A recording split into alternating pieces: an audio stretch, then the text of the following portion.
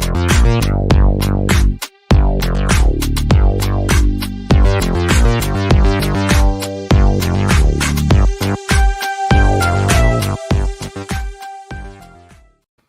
guys, it's me, Clippy.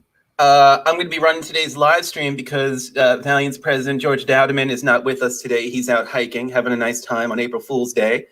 And I thought I would take some time to talk a little bit about collaboration. But before anything, let me introduce myself. My name is Clippy. I'm a collaboration expert. I've been holding paper together since 1997. I was with the Microsoft Corporation for quite some time, except around 2001, they started making fun of me. And, that actually happened to happen around the same time SharePoint came around. And if you don't know, SharePoint's a great collaboration tool. So I guess we'll talk about that. But first, let's get back to Microsoft for Oh, Clippy, go. Get out of here. Yeah, I thought we told him he was not welcome. No, well, Clippy shows up. Clippy is welcome as long as he's invited. But you're right. I'm sorry. That was a little harsh. I was just overstepped a line. Hi, everyone. Welcome to our live stream. Thank you, regular viewers, and thank you. Hello, Matt. Oh, Matt. Hey, guys. I'm sorry I'm late. Running this without George here and without Marianne backing me up on the back end of the stream. I'm running a little bit late. I heard you guys had a little bit of trouble. I'm sorry about that. Yeah, it's interesting. You always show up right after Clippy leaves. It's you're always a little bit too late. I don't know if I've ever seen them in the same room. Have you? No, come to think you haven't, because I've never met Clippy. He's always here and there. He shows up, he disappears. I think he's been avoiding me for a really long time. I think he may owe me money or something. I don't know. It's probably true. You should probably look into that, Matt. Absolutely. Just really quick, thank you to regular viewers. Thank you to anyone who's new. Just a little bit about us. Valiant is a managed service provider in New York City, but we have a national reach. And if you want to see more of us, please check out our very robust YouTube channel. And be sure to visit us at thevaliantway.com/live for a really easy way to watch our upcoming live streams. So without further ado, and hopefully without any more interruptions from any office tools, let's go into the download with Justin. Justin, take it away. So, as you may have guessed, it is April Fool's Day, and I want to talk a little bit about one of the, I think, the greatest April Fool's pranks of all time. While they've held off the last few years, given current events, Google has a history of doing some nice April Fool's pranks, some funny things, and the first one they did in 2000, way back in the day, was releasing a Google Mind search. There was a little animated GIF on the screen and said it would read your mind if you thought about what you wanted to search for, and then pop up with a series of error messages. I mean, clearly a joke. They followed that up a few years later, saying that their search algorithm was calculated by pigeons, and had a whole lot of text and wrote out like this big article describing how it worked, and obviously also a prank. Then a few years after that, they came up with one that was said they were going to give users for free a gigabyte of storage to store email in, which was insane at the time, because everybody else was doing 2 megs, 5 megs, and they said, we're going to give you a gig for free, and they're going to call it Gmail. That's right. Gmail started out being released on April Fool's Day as like a double prank, as they're not really going to do that. And then, yep, they did. And it's pretty far. It's come pretty far since then. The original days being, a gig of storage, and now if you're using Google Workspace, you can get unlimited storage. Since then, things like Google Drive and Sheets and Docs and Slides and all these other tools have all been rolled into it. And for business purposes and for collaboration, we talk about them all the time as using these tools in your business, but even in your personal life too. I make use of the free Gmail. Why should I pay for extra storage to store all my photos? But it's still the free Gmail service. And the free tools, and use it for all of my calendaring, keeping track of everything, sharing documents with friends and family when we're working on things together. I can tell you how many spreadsheets I have set up to keep track of different things, and all of that coming out of a April Fool's prank. So it's interesting to see what's been done with it. And Yeah, I got to tell you, the whole idea of it being an April Fool's joke and it being like we're just kidding, but not really, makes me think that there was like a board meeting and there was like Ben Stiller's character from Dodgeball. Was it like White Goodman or something like that? Like everyone's getting a gig. Just kidding, but not really. But not really. No, they had a second prank, they had a primary prank that year too, and then they said, and also we're releasing this other thing. So it kind of was slipped in. There was redundancy in their pranking. Yeah, it was a bit of a will they, won't they, and by April 2nd, when the other one was gone and Gmail was still there, it was clear that wasn't a prank. That was them releasing something that has stood the test of time. Well, it was a productive prank. I think that sometimes in an office, April Fool's Day can be a time to play little pranks here and there. I know that in my first office, I don't regret doing this one bit, but I do kind of cringe a little bit at like younger Matt. We had these Panasonic copiers that were super extendable. Like you can buy all different kinds of like sorters and binders and this and that. And one of the options was for a coin collection box. Like you'd see it like a copier at like a library, you put your dime in, you make your copy of your book before you go home and make your book report. And it had that functionality. And the best part was that the copier did not check to see if any attachments were actually on it before enabling options. So I walked up to it, I enabled the coin box option and I walked away and then watched as staff through the entire day until maybe like 3 or 4 o'clock and they finally caught on, kept looking down at the copier and just seeing it insert coin label as opposed to like the normal interface. And the best part was one of the higher ups in the company walking up and hearing him jingling the change in his pocket, like looking for a quarter or something to make a copy, and just staring at him and waiting for him to put like one and one together. And eventually they caught on to it and I had to fix it. But that was a pretty good prank just to see that insert coin. Office prank. Yeah, that's really good. Yeah, that's up there, I think, with the same similar copier one where it's this copier is now voice activated. Just yell how many copies you want. Yeah, well, I think 2 years ago that was the trash can in our office kitchen. Yeah, it was like just say "open me" and it'll open. Yeah. Oh my gosh, I would have fallen for that. I'm so gullible. I would have fallen for that. You would have heard me yelling, "Open!" Trying to be polite. Well. All right. Well, look, we're here to talk about collaboration today, and it has been a year-long experiment so far with working in a way that really makes collaboration software something that either does or doesn't work for your business. And I say that because we haven't really had a choice. None of us are physically located in the same place. Not even, okay, Long Island is a part of New York State, but look, I'm in Long Island. Megan's in Queens, Brooklyn. Okay, so Long Island's still good. Same physical geographic boundaries. And Justin's in that. I'm over the river. Yeah. If you need a passport and a bunch of bribes to get to Jersey, so it's a distance. So us having to collaborate over the internet's been a big part of what we've done for the past year, and I think that there's some things that we've learned from it, some things that we found work really well, and some things that we don't. And I wanted to spend a little bit of time really talking about that, not going into technical details, not talking about how we use Microsoft 365 or Google Workspace to get work done, but just what we've experienced while using those tools. And I think it's really interesting to start really kind of going back to where collaboration in the workplace began. It's like something from the 1950s. Like, it's when you think, I don't know about you, but think 1950s, I think of, like this is going to be the future. And, somehow there's like this amazing bologna product that everyone eats. that actually did happen.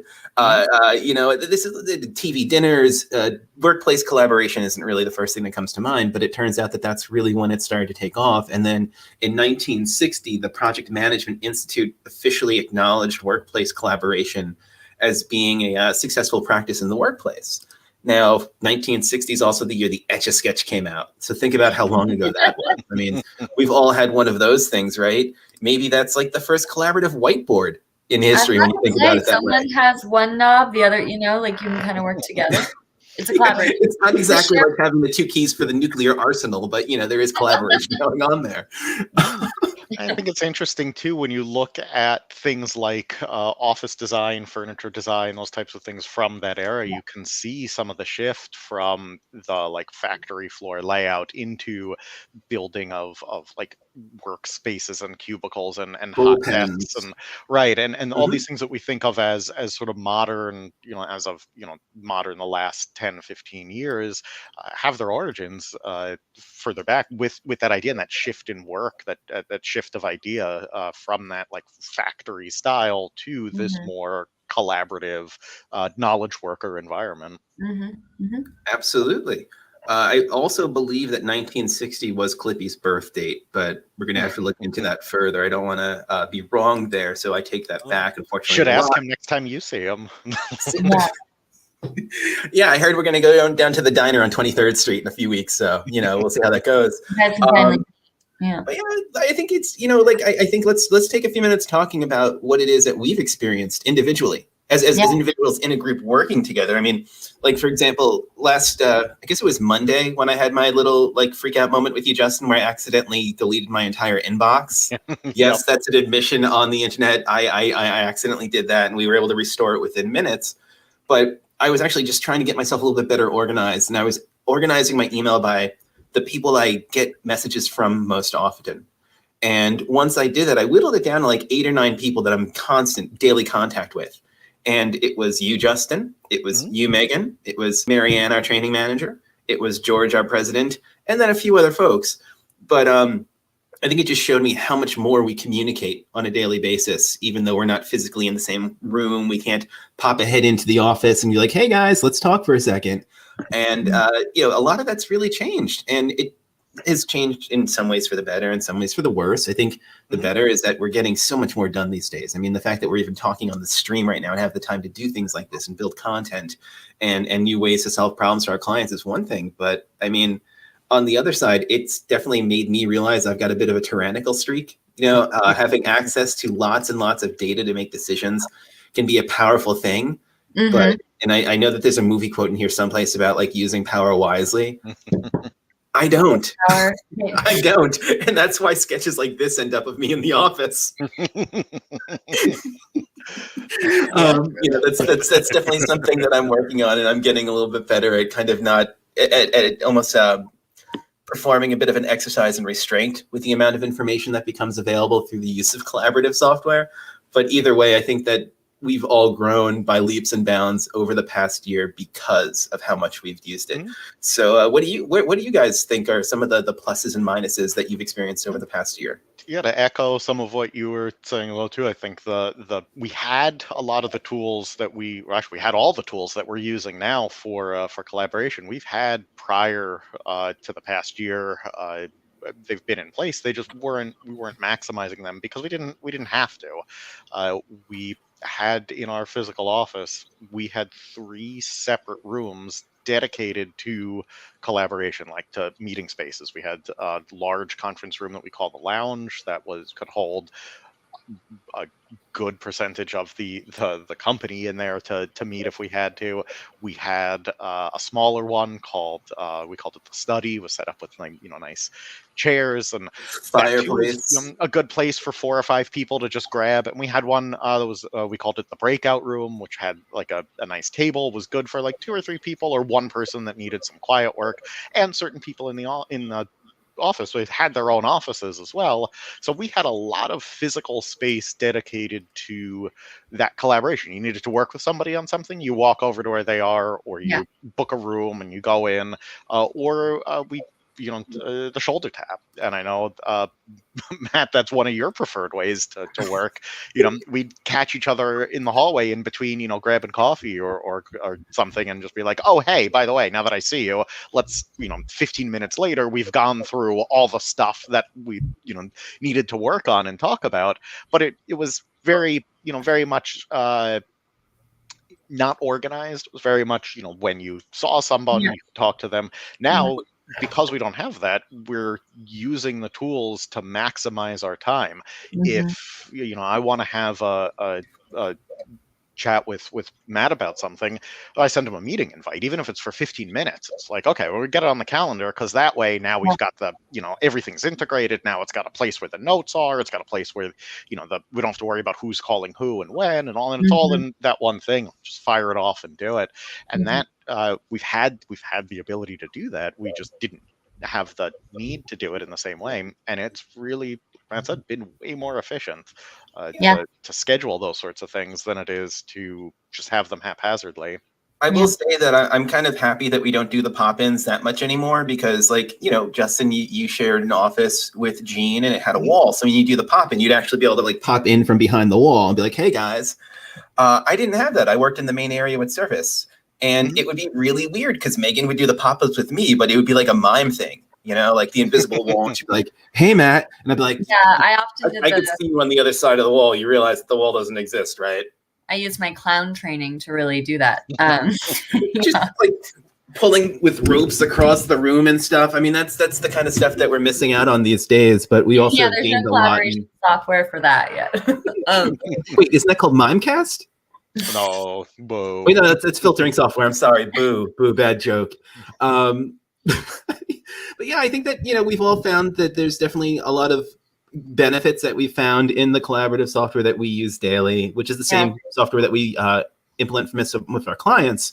But there's also a lot of things that can be taken away. And I think that we've all learned some kind of lesson in one way or another that could be used to help others avoid certain pitfalls. You know, like I think that, and it's interesting to work at an MSP and say this, but I think it's also a reflection of how we're perfectionists in certain ways, and we always want to learn everything as it's coming out so that we can make the best decisions for our clients. But, you know, never skip out on training. Everything that's being used these days is relatively new. You know, think about what a piece of software looked and worked like a year ago with regards to collaboration. Think about what Microsoft Teams was like a year ago. It was totally functional, but there were shortcomings that don't exist anymore. Another tool that we use, Lucidchart. I've been working with Megan to revisualize our sales process in that. And it is so much easier to use now than it was a year ago. And it's just everything is improving, but you know, it goes beyond improvement into new features and new ways to get work done. And if you're not regularly being trained on the software you're using, you're not going to get the return that you want. You're not going to be accomplishing tasks. And at the end of the day, you may think you're doing something really well when you could be doing it really, really, really so much better. Or like you know, just like more exactly. And it's just having access to data from these collaborative platforms that help you understand what it is that you're doing. Now, there's been a lot of conversation about that back and forth. Are you snooping on employees, understanding and, you know, what some of their actions are, or are you just understanding what it is that they're doing? And I think that there's a fine line that needs to kind of be, you know, navigated there. But it made a lot of sense to me, and it's funny that it did the other day. It just kind of clicked in my head as I was watching a History Channel show about like fast food, and I think it's like the brands that built America or something like that.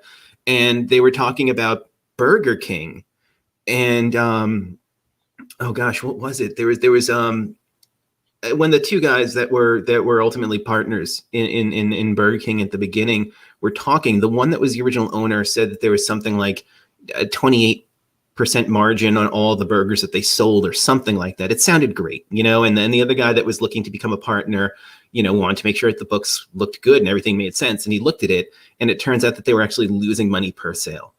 So, you know, not having the data in front of you to make the right decisions can really put you on a path to self-destruction, because you think you're doing really well and you're executing tasks beautifully, but at the end of the day, you're kind of not performing at a level that you should.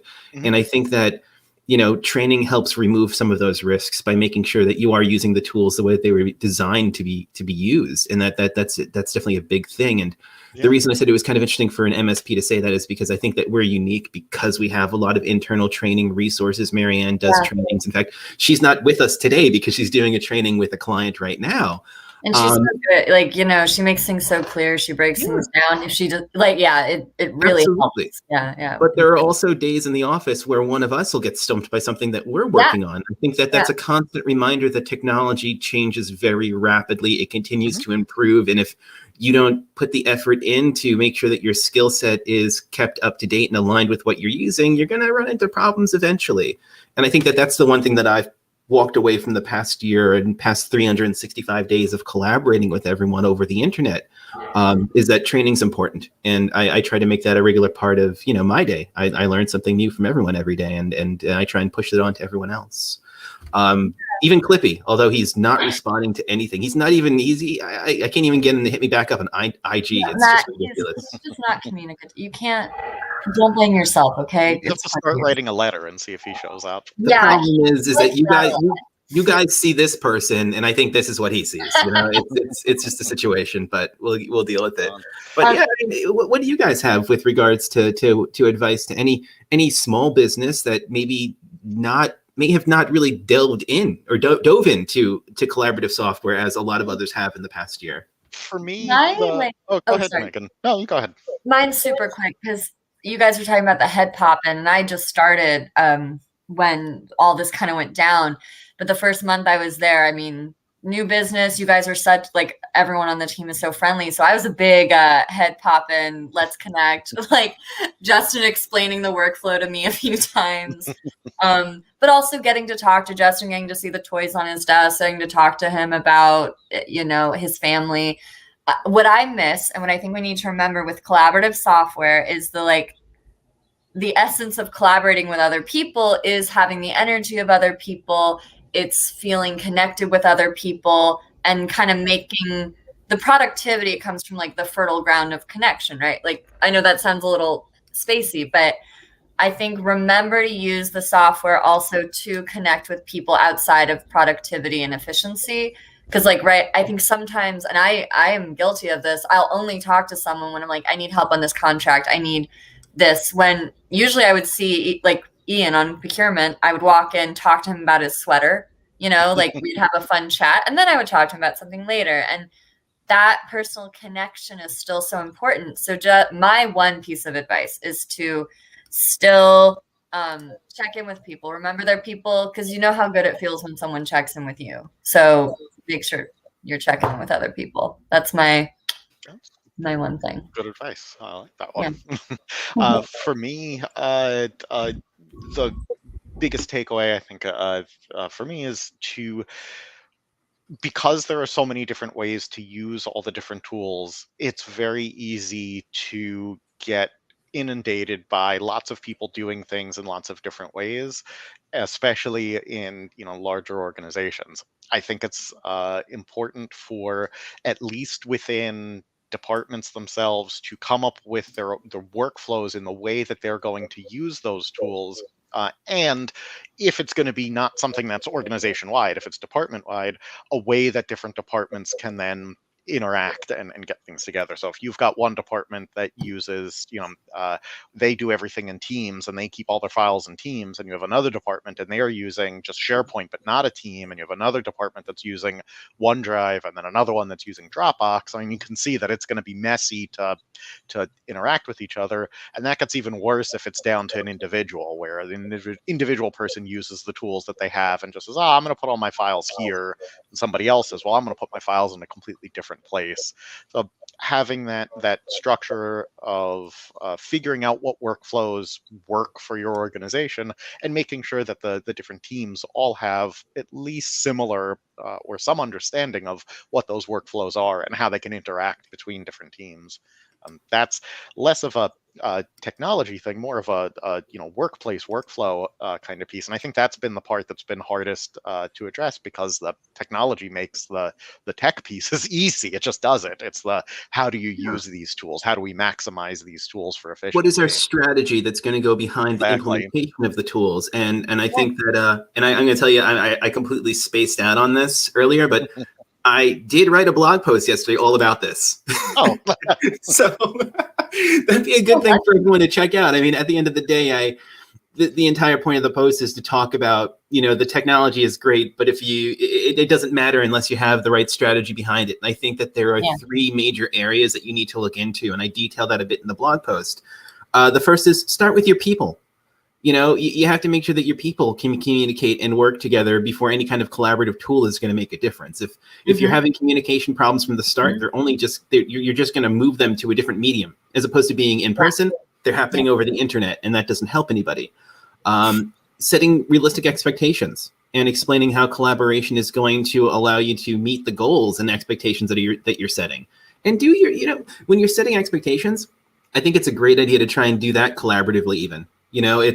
We're all at point A, and we want to get to point B, that's agreed upon. We all know that that's what we need to do. Now let's figure out the steps in between to make that happen. Yeah. And I think that gives people a little bit more ownership over the success, their success, and the success of the business they work with. So that's very important. And like actually both Justin and I were saying in our own ways, provide the right tools and support. The tools have to be the right ones. They have to be ones that fit your business's need. They can't be things that cause you to, crowbar them into your workflows. Yeah. Nor should you have to reinvent every single thing that you do as a business to get that software to fit. And that's where a lot of the strategy comes in. That's where, shameless plug, a business like Valiant comes in. We will look at your processes and understand what it is that we can automate, what it is that we can modernize, and help you find the right software to do that without trying to completely revolutionize your business. It's your business. We're not here to do that. We're here to make sure that you can do it properly. Yeah. So yeah, this is a great blog post to check out at some point. And then later in the month, we're going to have a guide on how to really help small businesses adopt collaborative technology better. And I'm pretty excited to get started writing that. So yeah, that said, I think let's start closing out the stream with some predictions. What do we expect to see happen with collaborative software over the next 365 days or 5 years or 52 years, whatever it is that we want to talk about scope-wise? What do you guys see happening? Megan, let's start with you. Mine is pretty simple in general, but I think once we kind of get back into a place where we can go to the office more, I think work from home is going to be a big component of the new workforce, but I do think there'll still be, you'll want to conduct like first client meetings and stuff in person.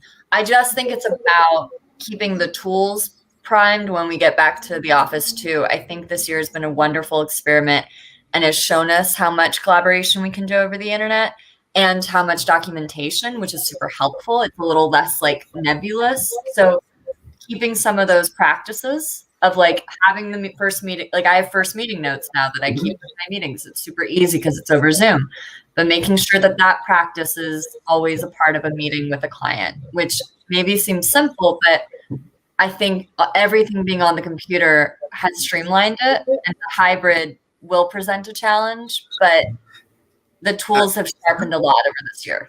The tools. I tell you, I worry a little bit about there being a bit of atrophy of our in-person skills. Right. Well, for example, like how do you end a meeting with us? It's usually like, all right, I'll see you guys later. Is that something that someone's going to do in person at like the first in-person sales meeting that happens? You know, you go through things, you're talking about managed services, and this is, our rates, and this is what you can expect, and it's great. Let's set up another meeting and do an official presentation. All right, I'll see you guys later. And then you just kind of like walk in your own respective directions and just go, oh man, that's not Zoom. That's not Zoom. I'm going to bring a screen because I'm just so used to saying bye, and I'm going to pull it down, and then I'm going to back out of the room. That's my. We're gonna walk around with our own lower thirds, like, hey, I'm Matt, and it just like shows up. And it's got like a label on it or something like that. I think that you're right. There's going to be certain things that we have to kind of get used to doing again in the future, and maybe some of those pleasantries and social interactions have improved or changed through the use of collaborative software. But at the end of the day, it'll be nice to put a third dimension behind everyone again, I guess you could say. Yeah. How about you, Justin? What are you thinking the future holds for collaborative software? The exciting things that I think are coming are going to be removing some of the barriers between how data is stored between different types and different programs. One of the things that Microsoft had been working on is it's called the Fluid Framework, and I believe they open sourced it. Originally, the idea was that all Office documents, so instead of having a Word doc and an Excel doc and a PowerPoint doc, they're all going to be the same kind of container, and the data in it is going to be in the format of different types and sort of a broad scope, but the idea behind it is that really it's the data itself is what's important. If you have an Excel document and you want to get that data from the Excel document into a Word doc proposal, why does it need to be two separate things? It should just be, this is the data from here to here. And that also enables a layer on top of that of like metadata, of being able to look at across all of the data that you have and find connections and find things that work together and ways to piece things together. So that I think is sort of the next level of being able to collaborate. It's collaboration within the files themselves, within the data itself, So it's rather it's a than separation between data and how the data is presented. yeah, you can think of it that way. It's like, why have Word, Excel, PowerPoint when you can just have Office? And depending on what you need, are you making slides? Are you making text? Are you making math? You could just have that in the file, and then all of these files together, referenced by some engine that can review all of it and look at all of it and say, okay, I'm gonna An aggregator that'll spit something out that's human readable and understandable. Gosh, Yeah. I really do wish Clippy was here to give his input on this. I think he would be a very valuable resource in this conversation. It really would be the next generation of an actually useful Clippy, where the idea of Don't hurt the poor guy when he's down. well, Come on. he knows what he did. Rest in peace The to idea of Clippy was not Clippy. bad. It just its time was not there yet, and I we've seen digital assistants What since about then. Bob? What about What about Bob? Bob? Yeah, he's never gone. He's But, taking baby steps towards an upgrade. Yeah. So, but yeah, it's I think about like Microsoft Delve, how that can show you information. Like you were talking, Matt, about looking at who you communicate with and who you collaborate with. Delve can show you that info and say, hey, these are the 5 people that you have calls and meetings and emails and chats with most often, and these are the files that you've sent them, and these are the files that they were working on, Yeah. and figure out like what you should do with like here you guys can work together. And in a smaller organization, it's not as much I'd say magic, because there's It's only the same thing as a social network. If you have 7 friends on Facebook, you're not going to see a whole lot of updating going on. It really is dependent on exactly what's going on in your organization as well as the size of it. You're absolutely right. And I'll tell you, I got a little paranoid the first time I looked at it, because I realized that George was looking at all my work, and I was like, what's this guy doing looking at all my work? And then I was like, oh yeah, he's my boss. That makes sense. But that's exactly the problem. If there aren't enough people interacting in a particular system that's going to be reported on, you really start questioning the value of those reporting tools.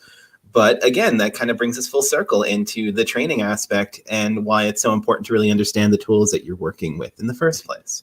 And that kind of gets into what I'm hoping to see over the next year. What I'm expecting to see is an extreme decrease in the learning curve to use a lot of collaborative software. Yeah. It's something that we've seen Microsoft taking steps in the right direction with giving us some templating abilities for Microsoft Teams and for SharePoint, so that we don't need to sit here. We don't need to be a full-fledged like SharePoint developer to make something actually work that doesn't have a huge level of complexity or bespoke needs. If I want a Microsoft team that is set up for the sake of planning an event and I want to do that, I can have it done in 5 minutes now. It doesn't take me a couple of hours. And I think we're going to see a trend continue in that direction. And I think it's warranted. And again, to go back to Clippy, unfortunately, he's not here to speak, but I'm going to just make some assumptions here. I remember using SharePoint services in 2003 and it being a very, very, very painful process. It was something that had a ton of potential, and it was really cool that there was like this almost like Outlook Express equivalent to SharePoint, but you also really needed to sink a significant amount of time and really learn how to develop for the platform. It's not like that anymore. It's very, very different. And I'll admit that I definitely had a bit of hesitancy getting into SharePoint when we really started delving into it, but completely different these days. And I expect that Microsoft's implementation of different types of site templates is going to continue to make it a much easier tool to work with. And once it becomes an easier tool to work with, people are going to find better and more effective ways to leverage it. And that's really what I'm looking forward to. I want, my perception of SharePoint 20 years ago to be completely different by this time next year. And I think we're well along the way of that happening. Well, that is awesome. I think we ran a little over time, so I think it's time to close out the stream. But this has been a really enjoyable conversation, Matt, Justin. I love hearing your thoughts about all of this, and it's a good opportunity for us to look back on this year and kind of also look forward and see where we're going with the collaboration. Also, it's time to make one quick admission. Yeah. Oh my gosh. I am Clippy. The whole time. We had no idea. I am perplexed. Mind blown. I don't believe anything that's happened to me in my life ever at this point. Who knows? All right. I don't know which one is Matt's true form. I'm just gonna let go. That was upsetting. We're gonna fix that one in post. That was a mistake. That was now we're a horror movie. So everyone, our next stream next week is about Identity Management Day, and apparently it's the first Identity Management Day. That's really exciting, and it's presented by the National Cybersecurity Alliance and the Identity Defined Security Alliance. And it's an annual event set to take place on the second Tuesday of April each year. I think an Identity Management Day is really important, and it is about time people really thought about it, because still a lot of people are not super versed in identity management, and it's a huge vulnerability. And the bullet points we'll be going over: the importance of identity management, the CIA triad, one of Valiant's favorite things, and you know what, it should be one of your favorite things too, and some of the best practices for businesses of all sizes. So look forward to that. It's going to be super informative, and you'll get to, maybe Clippy will come back, who knows. And then we'll be back on track with collaboration the following week, and we'll be expanding on today's topic with ways to maximize collaboration for remote teams. So that is definitely a topic that I think all of our viewers can relate to. And again, if you enjoyed today's stream, please just put a thumbs up and like and subscribe. We would love more subscribers. And if you have any questions or topics you want us to cover, send us a message and fill in our question forms on the website. And be sure to visit us at thevaliantway.com to learn more about our services. And again, thank you guys for joining us. I had so much fun with you guys today, and I'll see you next time. All right. One last thing before we say goodbye. I'm not going to end the stream until we all do the awkward goodbye from Zoom. Okay. Bye.